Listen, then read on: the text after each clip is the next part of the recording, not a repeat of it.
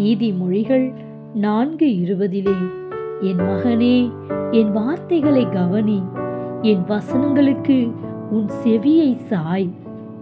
ஆம், கர்த்தர் பேசும் வார்த்தைகளுக்கு நம்முடைய செவியை நாம் சாய்த்து அந்த வார்த்தைகளை நாம் கவனிக்க வேண்டும்.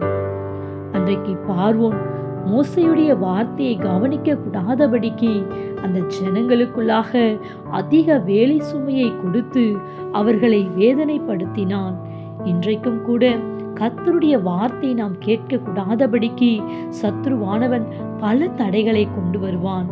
ஆனாலும் தேவ பிள்ளைகளாகிய நாம் கர்த்தருடைய வார்த்தையை கவனித்து அதற்கு நாம் செவியை நாம் சாய்க்க வேண்டும். மரியாளை போல அவருடைய பாதத்திலே கடந்து போய் அவருடைய வார்த்தையை நாம் கேட்க வேண்டும்.